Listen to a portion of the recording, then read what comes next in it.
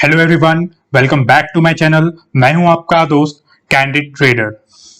दोस्तों, इस वीडियो में हम बात करेंगे कि इंडेक्स यानी कि निफ्टी या बैंक निफ्टी में अगर करेक्शन शुरू होती है या कोई गिरावट शुरू होती है तो आप अपनी होल्डिंग्स को कैसे मैनेज कर सकते हैं। ये बहुत सारे लोगों के क्वेश्चंस हैं कि वो अपने पोर्टफोलियो को कैसे मैनेज करें, क्या वो अपनी होल्डिंग्स को स्क्वायर कर दें, उनसे प्रॉफिट बुक करें या उससे निकल जाएं। सो इस क्वेश्चन का आंसर आपको मिलेगा इस वीडियो के अंदर कि कैसे आप चार्ट देखकर खुद एनालाइज और खुद डिसाइड कर सकते हैं कि आपको अपनी होल्डिंग्स के साथ क्या करना है। तो इस चीज को डिसाइड करने के लिए आपको जरूरत पड़ेगी एक थंब रूल की। और थंब रूल क्या है?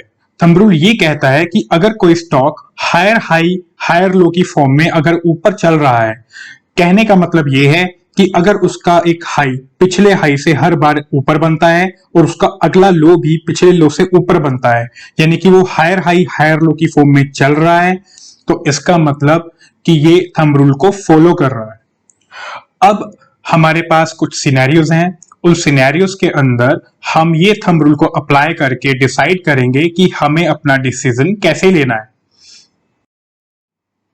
सिनेरियो 1 में अगर आपका stock higher high higher low की फॉर्मेशन में अभी भी चल रहा है तो आप उसे अपनी होल्डिंग में इंटैक्ट रख सकते हैं, क्योंकि ये एक आइडियल सिनेरियो है जब एक स्टॉक को हमें अपनी होल्डिंग में रखना चाहिए।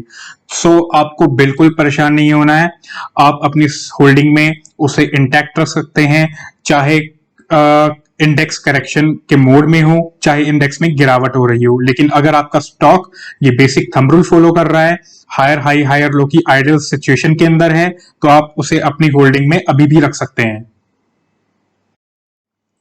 सिनेरियो 2 में आपको ये एनालाइज करना है कि अगर आपका stock higher high higher low की फॉर्मेशन में था और अब वो एक रेंज के अंदर है, तो उस रेंज से क्या वो स्टॉक दोबारा से ऊपर को निकल रहा है या वो रेंज को काट के उसके नीचे आ रहा है।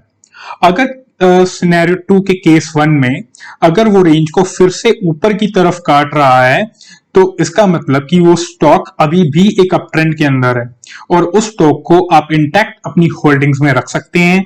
लेकिन अगर वो स्टॉक एक रेंज बनाकर उस रेंज के नीचे ब्रेकडाउन दे रहा है, तो आप उस स्टॉक से अपना प्रॉफिट बुक कर सकते हैं, आप उस स्टॉक से निकल सकते हैं।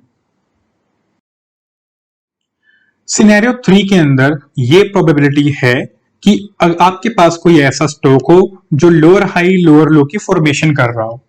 कहने का मतलब यह है कि हर बार वो स्टॉक एक नीचे का लो बना रहा हो और उसका जो हाई हो वो पिछले हाई से भी नीचे बनता हो, यानी कि हर बार एक नए लो की फॉर्मेशन हो रही हो और जो उसका अब वाला जो हाई है वो पिछले हाई से भी नीचे बन रहा हो।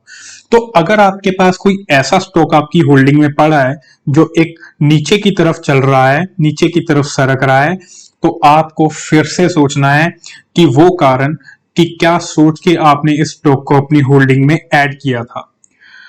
ये एक आइडियल सिनेरियो नहीं है किसी भी स्टॉक को होल्डिंग में रखने का। आप इस पे एक बार दोबारा सोच सकते हैं।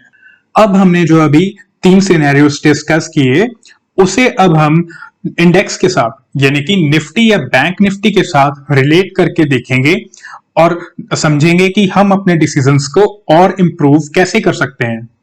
तो अगर हम इंडेक्स से रिलेट करके देखें, तो अगर जब इंडेक्स का यहाँ पे अप ट्रेंड स्टार्ट हुआ था, यानी कि इंडेक्स एक अप ट्रेंड के स्टार्टिंग फेज के अंदर था, और अगर आज हम अपने स्टॉक को एनालाइज करें जो हमारी होल्डिंग में है, अगर उसका भी वो स्टार्टिंग फेज था और हमने उसको स्टार्टिंग फेज के अंदर बाय किया हुआ है, और जैसा कि अब आप जानते हैं कि निफ्टी भी अब करेक्शन के अंदर एंटर कर चुकी है, तो जाहिर सी बात है आपका स्टॉक भी हो सकता है करेक्शन के अंदर हो।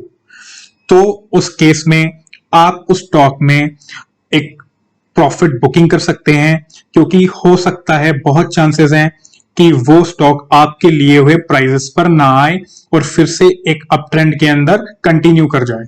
तो उससे आपको लेफ्ट आउट फीलिंग भी नहीं होगी और आपका स्टॉक आपकी होल्डिंग में अच्छे रिटर्न आगे भी दे सकता है।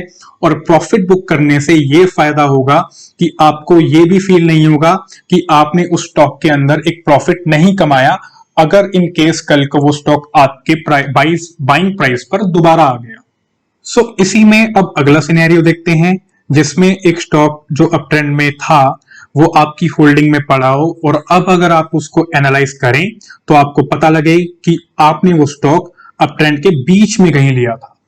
तो अगर वो स्टॉक आपने कहीं बीच में लिया था और अब वो स्टॉक अगर करेक्शन के अंदर एंटर हो चुका है तो आप उसमें से एग्जिट ले सकते हैं, क्योंकि ऐसा भी हो सकता है कि वो स्टॉक करेक्शन करते करते आपके बाइंग प्राइस के पास आ जाए और आपका जो सारा का सारा प्रॉफिट है वो वो नलिफाई हो जाए, वॉइड हो जाए।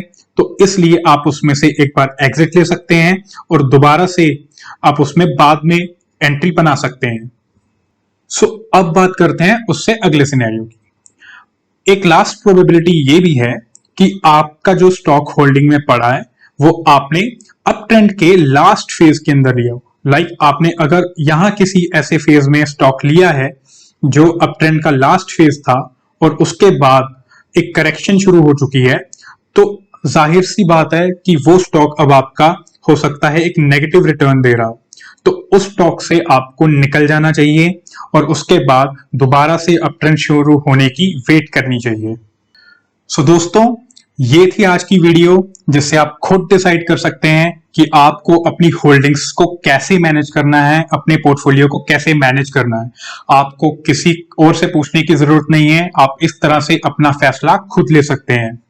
अगर आपको मेरी ये वीडियो, मेरा ये एफर्ट पसंद आया हो तो आप प्लीज इसे लाइक करिए एंड चैनल को सब्सक्राइब करिए। सो दोस्तों, नेक्स्ट वीडियो में हम वीकेंड पे मिलेंगे जिसमें हम डिस्कस करेंगे निफ्टी और बैंक निफ्टी की weekly analysis. So stay tuned and comment करके जरूर बताइएगा कि ये वीडियो आपको कैसी लगी।